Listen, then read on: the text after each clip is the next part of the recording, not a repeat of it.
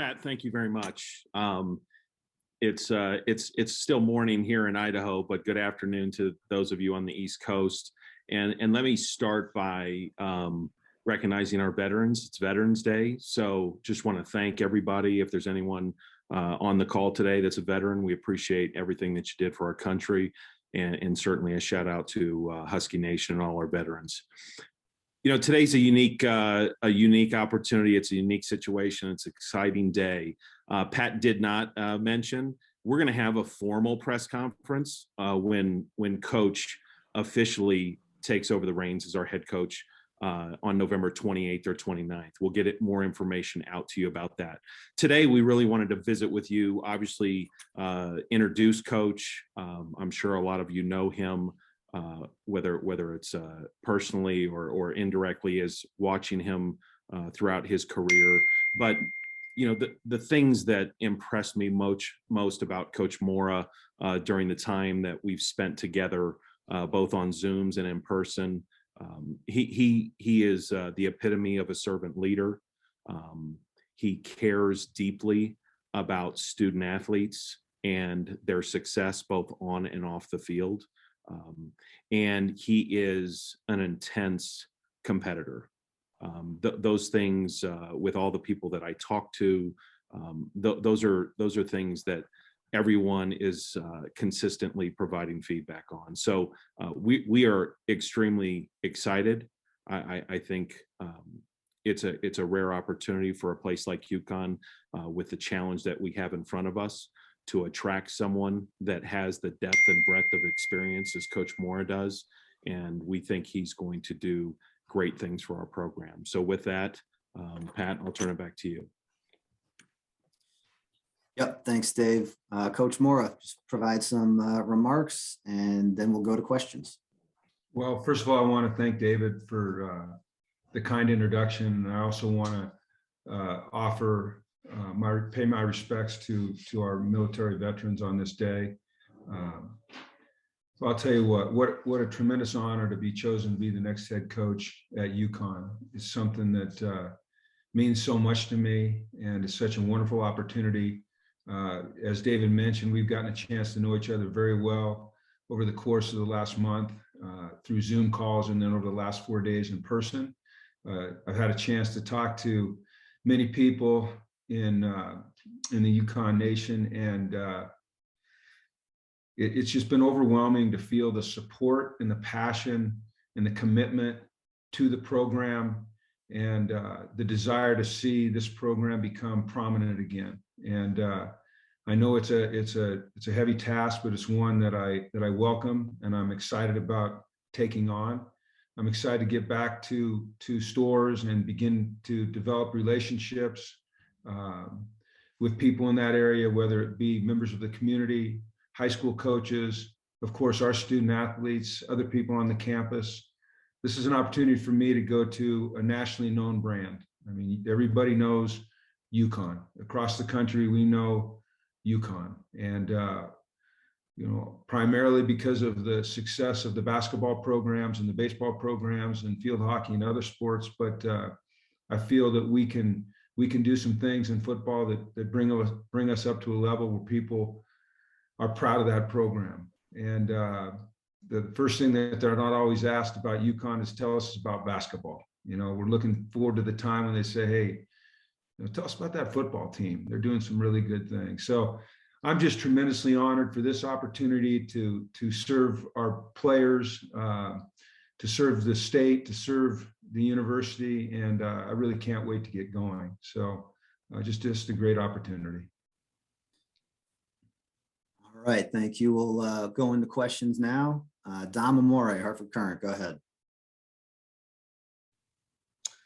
Yeah, good morning, Jim. I guess I want to ask you, given the places that you've been and the things that you've accomplished in football, what attracted you to this challenge? What made this an appealing challenge for you? And it, obviously, as you alluded, it will be a challenge. Well, thanks, Dom. Yeah, listen, I recognize the challenge and I relish the challenge. I'm a competitor. I love to compete, and I love a hard challenge. There's a saying that I really like, and that's hard things are hard. And I just think this is an amazing opportunity. You know, when the job came open, I expressed my interest. I have a burning desire to coach again for many, many reasons. I love being on the sidelines. I love the competitive aspect of recruiting and the game. I love their strategic part.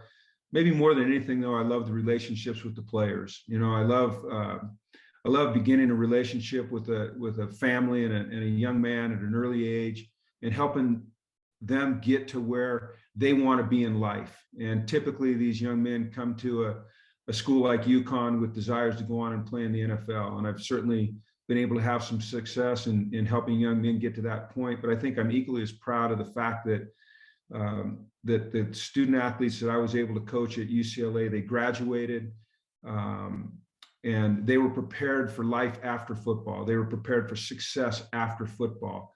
And so when you marry what I think is really important with the values of UConn, I think they're absolutely in sync. I mean, this is a nationally prominent brand. There's a desire for athletic excellence, and yet there's also a desire for athletic excellence. And so there's a tremendous balance right there.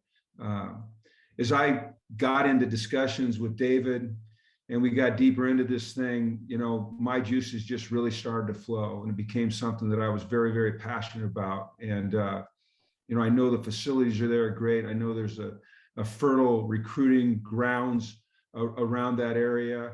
And it just is an opportunity for me to do what I love at a place that I'm really growing to love. You know, David afforded me the opportunity to talk to about 11 different people at the government level, at the university, some of our, you know, most ardent supporters, and to a T, everyone expressed the exact same sentiment about UConn and UConn football. And that was one of pride and one of support. And so for somebody like me, I gravitate to that. So I'll tell you what, Dom, I couldn't be more excited. If I can just follow up one, Jim, you know, I know obviously you've worked with Lou in the past. I believe you've worked with Noel in the past as well. Do you anticipate some continuity with the coaching staff? And what have you seen from watching UConn in terms of the level of talent that they have?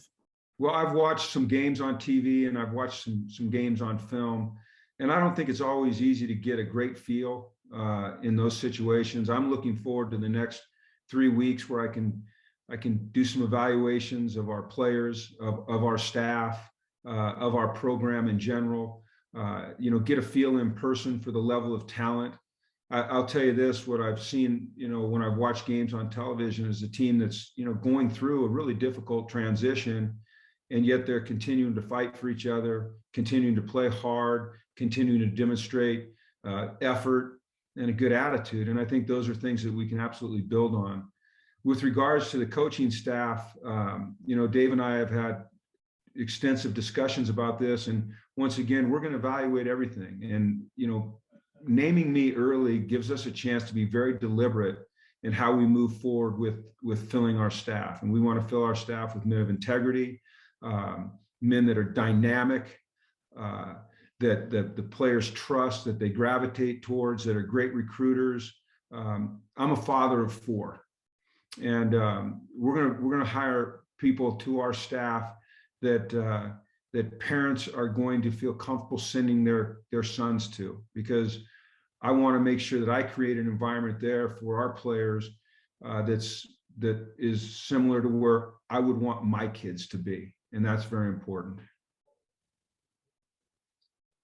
Ucla with Fox 61, go ahead. Thank you, Pat. Jim, good morning. When you look at the challenges in front of UConn, what do you think is step number one in terms of returning the program to FBS prominence? Well, I think we have to make incremental gains every single day. You know, we cannot waste a moment in our pursuit of regaining respect and becoming competitive. And you know, it's a perpetual journey. And I think we have to find ways to measure our success outside of the scoreboard initially. I think this thing you'll find about me as we go on is that I'm very competitive, very passionate, and don't really relent a whole lot. But I think that it's all about building and maintaining and cultivating the right culture, the right environment, where every day, everybody in that building is fully committed to doing the things that we need to do to gain ground every single day and take steps towards our objective. And I think that as we go through time, that objective will change, the vision will change, the vision will grow. But the philosophy of attacking every day with a passion to be better, that's never going to change. Jim, thanks. Thank you. Matt Sean Visky, go ahead. Jim, welcome. You kind of touched on part of my question, which was the vision that you have for the program, but also what's the foundation, the staple of a Jim Mora football program? That's a great question, Matt. You know, I would like to think this, a team that plays with great discipline, that plays with great toughness, that plays with a passion that jumps out at people, whether you're watching at home on television or you're in the stadium, you say those are men that are passionate about this game. They love playing for each other. They love playing for the name on the front of their jersey more than the name on the back of their jersey. They care about each other. They do things right. They play with just elite effort at all times. They don't make silly mistakes. And no matter what the situation is, they're always going to compete their hearts out. And, you know, I think at the end of the day, you know, I want people to be proud of our football team. You know, I want our fans to be proud of the product that they see on the field. I want them to be proud of the young men that are representing them and the coaches that are representing them. And I think that sometimes can go beyond wins and losses. You can win the wrong way, and you can sometimes struggle a little bit the right way. But as long as we're showing hope, and as long as people are proud of the direction we're moving in, as long as we are making strides towards being a team that's competitive and becoming bowl eligible and playing at a championship level, then that's what I want people to see. Gavin Keefe, New London Day, go ahead. Hi, Coach. Welcome. What did you think you learned in your last job at UCLA that will help you into this job? Well, Gavin, I think that we need about 3 days for me to answer that question. But I think that I learned a little bit of patience and the ability to move deliberately without ever sacrificing a sense of urgency. You know, I think you can be patient and you can move deliberately, but that doesn't mean your standards are being compromised, and that doesn't mean you're moving slowly. We're going to move with urgency every single day, but we're going to make great decisions for our program every single day as well. I would say that in the past, there were times when I would move swiftly and urgently, but maybe not as deliberately as I should. And I think that that's one of the great lessons I learned, along with many others. And you know, I really am just excited that to get an opportunity to come back to college football and put, you know, what I would characterize as my experience and my passion and intelligence for the game, you know, back into action for these young men and for the state of Connecticut. And obviously this program faces a lot of challenges. What did you see that it makes you, you know, want to take the job and that know you can turn the program around when some others have not been able to do that? Well, I'm going to tell you this, Gavin, it started with David Benedict. And as I got to know him better, and we've spent a tremendous amount of time together, both on Zoom calls and in the last 4 days in person. And his personality, his commitment, the support that I feel from him, our ability to take these last 4 days and really spend time getting on the same page with what we want this program to look at and how we're going to attack this task has made a huge, huge impact on me. And the other thing, as I mentioned earlier, talking to people in the community and that are important to UConn football and listening to what they have to say and their passion for this program, I tell you what, it reached in and it grabbed me. And it convinced me beyond beyond any doubt that this is the right place for me and this is the right time, and that there's just no hesitation about just diving in head first and going like heck. Thank you. Justin with News 12, go ahead. Hey, thanks for taking my question, Coach. In short, how do you plan on attracting in-state recruits? Well, Justin, I think we have to win in Connecticut, and if there's a really good football player in Connecticut, then he needs to become a Husky. And I think the most important thing we can do initially is make our presence felt in a very, very profound way in the state of Connecticut. And that means, getting out and developing relationships with the high school coaches, with people in the communities that support the high schools, so that we're always first in on the good players. And then we need to build a program that's attractive to the good players in that state. And then we need to put a fence around that state and make sure that every single good football player in the state of Connecticut has a burning desire to be a Husky. And that doesn't just mean going out and talking to the high school coaches that have prospects this year. That means going out and developing relationships with all of these men so that they have a trust in us as a staff and us as a program where they say, this is where I want my players to go play, because they're going to be developed, they're going to be taken care of, they're going to be pushed and pulled and loved. And at the end of the day, they're going to experience success. And that's the message that we're going to send to the high school players and the high school coaches and the families in the state of Connecticut. Thanks, Coach. News 12 wishes you the best of luck. Well, thank you.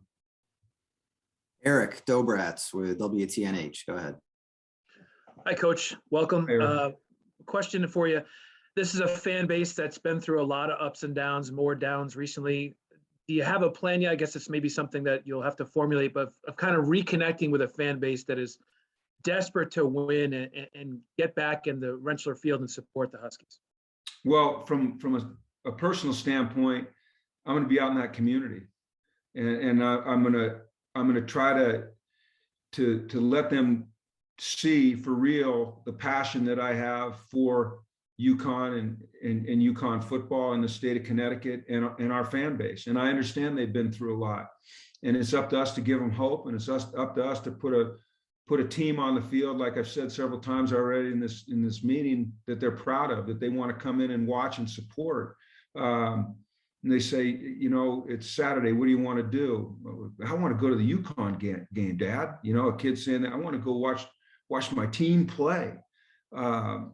Who are they playing? Doesn't matter who they're playing. I want to watch my team play. And, there's a process to that, but I think it's important that I demonstrate on a daily basis how excited I am about being the head football coach at UConn. And I'll do that. And I think that people will start to see that, and they'll start to feel it. And then they'll come to some practices, and they'll see how we're doing some things, and they'll listen to some press conferences and hear the words that our players and the messages our players are giving and our coaches are giving. And then they'll come to that stadium and they're going to see a product. They say, you know what? We like what we're seeing. We're going to come back for more. It's exciting. They're disciplined. They play with energy. They play with passion. They represent us in this state well. And if we do that and we win, the people will start filling that stadium back up, and they'll come to the games and they'll have pride in their program. Thanks. Good luck. Thank you. Mike with UConn Sports Network, go ahead. Hey, Jim, welcome aboard. A couple of quick things. First off, you've been in television the last 3 years. What did you learn about football, NFL, college, whatever, from afar that you think you could put into play now as you get back into coaching? That's a great question, Mike. So kind of stepping away from the role of a head coach for a while and yet staying involved in the game as an analyst gave me a great opportunity to kind of see things from a different perspective. It gave me an opportunity to watch more football than maybe I've ever watched in my life. I would sit in the ESPN studios and I'd have 12 games on at once. and hit every single time slot through the day until those games were over. So I got to watch trends. I got to evaluate situations that coaches were making decisions in. I got to watch schemes. I got to evaluate coaches. You know, opportunities to go on the road and in person watch other teams practice and pick up. You know, hey, that's interesting what they did there. That's something that we can incorporate the next time we get a chance. And so I thought it was a really positive experience for me. Some people go, wow, you've been away from the game. And I said, no, I haven't been away from the game. I've just been viewing the game from a different lens. And I think it's going to be a real benefit. And just to follow up, when you went to UCLA, your college job there, they were kind of flailing around a little bit. You had 4 really good years to start, 4 bowl games. What did you do to get it going in the right direction so quickly there? Well, you know, there was some talent there. It was just about coming in with a certain type of energy and passion, and setting a standard of excellence that everybody was expected to live up to, and creating a culture of peer-to-peer accountability amongst the players, and really just an energy. And I'll tell you what, it was recruiting like heck. It was getting great coaches on the staff that cared about the players, that were passionate about being great, that wanted to go out and recruit. It was about creating a mindset and a culture that everybody believed in, where everybody was all in and fully committed. And it worked. And, you know, we had good players, and those players believed in what we were asking them to do, and they did it with 100% effort all the time, and it paid off in wins. And I'm excited about, you know, attacking this the same way. All right, Coach, good luck. Thanks. Thank you. Gabby with NBC Connecticut. Go ahead. Thanks, Pat. Hi, Jim. I'm actually going to give you a breather, and I have a question for Dave. Oh, good. Thanks, Gabby. No problem. So, Dave, I'm just looking to get a little bit of a peek behind the curtain of what you can share with us about the coaching search, how you ended up ultimately connecting with Jim, and then really how you pitched the job to him. Give us an insight. Yeah, no, I appreciate the question. You know, I'm not going to, I'll probably talk more about the process when we actually have the formal press conference, but, you know, there was a lot of interest in the opportunity. We did a lot of visits. One of the things that I said from the outset is that we've got a lot of time, so let's use it wisely. And, you know, that there's no doubt that we were able to spend quite a amount of time talking to a lot of different people that had interest. But in the end, you know, I would say that there was no one more, I guess, committed or enthusiastic or showed more interest than Coach Mora did throughout the whole time that we had been speaking. You know, I can't say specifically exactly how or who gave me his contact information, but someone did bring his name up to me and said, hey, this is what this program needs, which at the point in time, I certainly was well aware of who Coach Mora was, but he wasn't necessarily on my short list of candidates. But it became very clear to me as we began to have conversations, the type of person he is, the great experiences he's had along the way, not just as a head coach, but also an assistant coach. He grew up in the life, so to speak. He's been and traveled all around the country during his youth, as well as during his professional career. And so with all of that in place, and his demonstration of significant interest in our program, I thought it made sense for us to get together. And I would tell you that, you know, this was not the typical recruiting pitch. This was not, hey, we want you, you know, come to UConn, it's your job. You know, as I think I said to someone else, I was brutally honest about what I think the opportunity is, but also the challenge. And it's really important to me that the person that was going to ultimately take on this challenge and become our head coach was fully committed, was fully aware, and was fully prepared to take this on. And having spent, we're probably up over 50 hours now in total time that we've spent together, which is, I would tell you, it's a much better way to interview someone, to get to know people in the way that we have over the last several days. And it only gives me more confidence in that we've got the right guy to lead this program. And he is fully aware. There's always going to be surprises as a new person to a campus when you haven't been working there. But I would tell you, he's going to be coming in eyes wide open and ready to go. And they say it takes 70 hours to make a new friend. So you guys still have a little bit of time to go. Does that include make a friend or an enemy? I told him, I said, one of the results of this you just may get so sick of me that you kick me out of your house. But that hasn't happened yet. To hear. If I can just follow that up really quickly, one of the things that has stood out so far hearing from Jim is the passion about making sure that you start with Connecticut. How was that a part of your conversations? And is that something you also emphasized with him, or is that, his instincts to bring that to the table? Well, I think, there's, it's not new to recruiting or the profession or coaches that you have to protect your state. Everyone talks about building a border or building a fence around your state. And so we haven't necessarily totally talked just about Connecticut. We've talked about recruiting as a whole, because there is, without question, recruiting is got to be a top priority for us to be successful. You've got to have a great staff, but you have to have great competitors. And coach has talked about what he's looking for in people that play for him and that are going to play for UConn. But the state is critically important. I think it sends a message. If you're not good in your state and you're not developing relationships in your state, then I think that probably is consistent throughout your recruiting and the mentality and the philosophy that you have. So I know that our high school coaches, because I've met with some of them, are very anxious to be engaged in the way that I believe Coach Mora will, and the expectations that he'll have of his staff and the relationships that they will create throughout the state. Thank you. All right, Matt Shonvisky, do you have another one?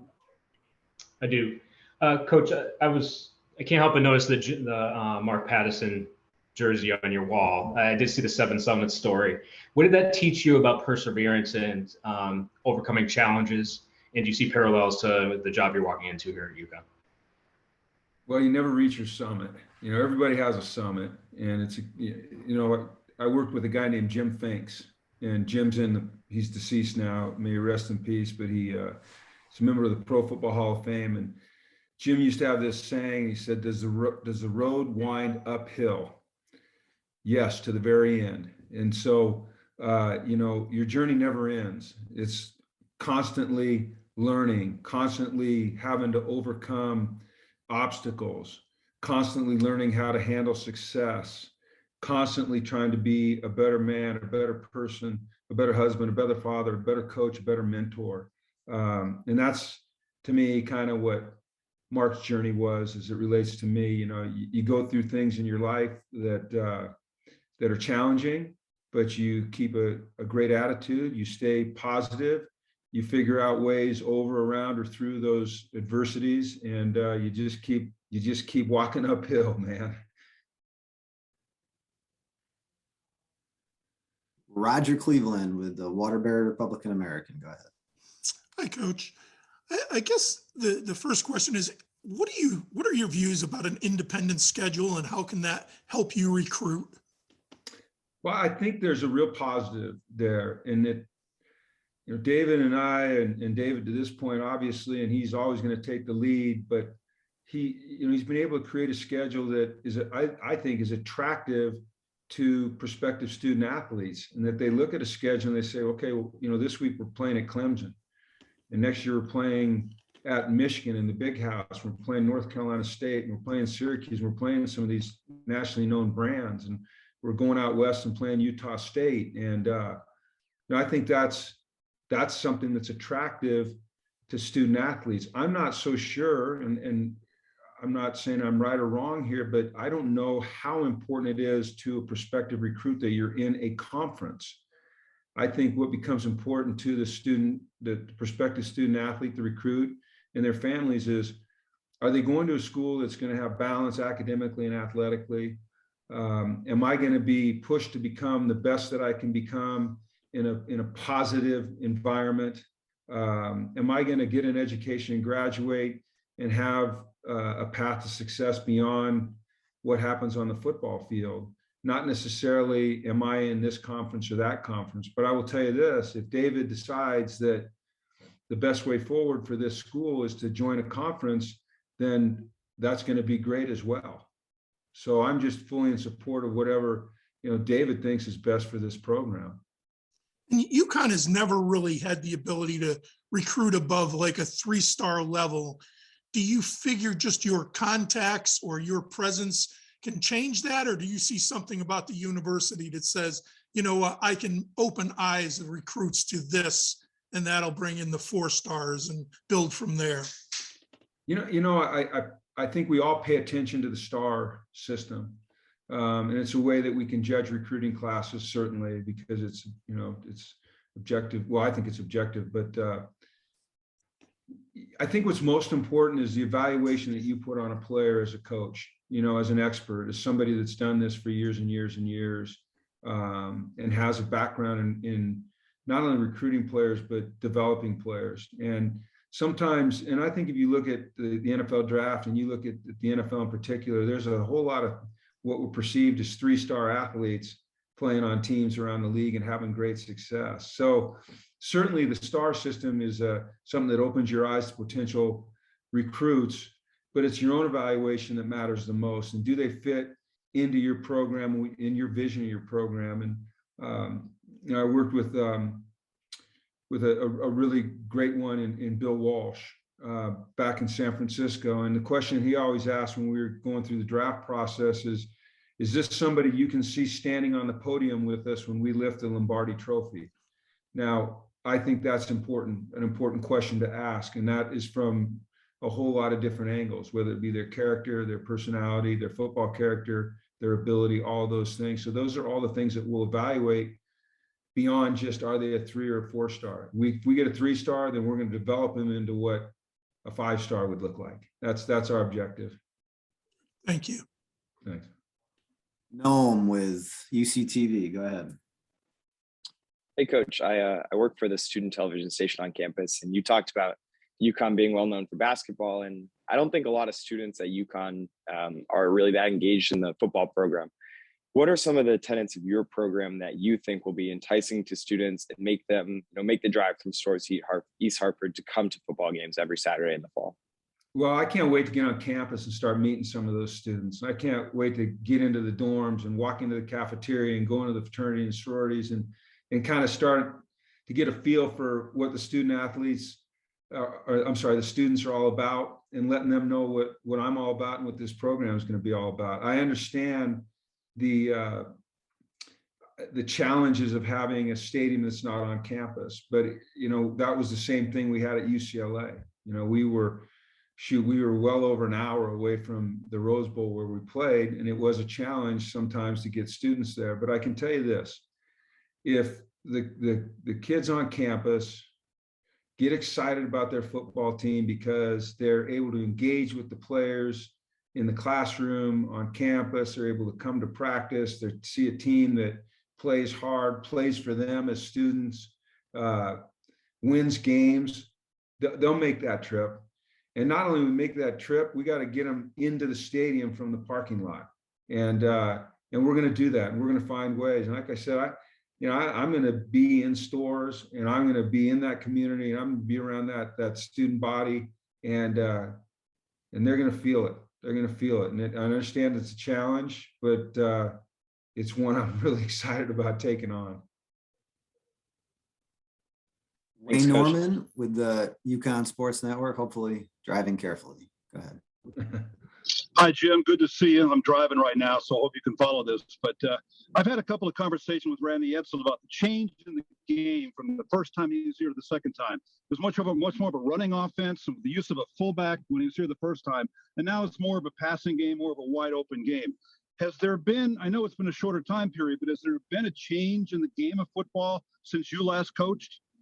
No, well, I mean, I think football changes every year.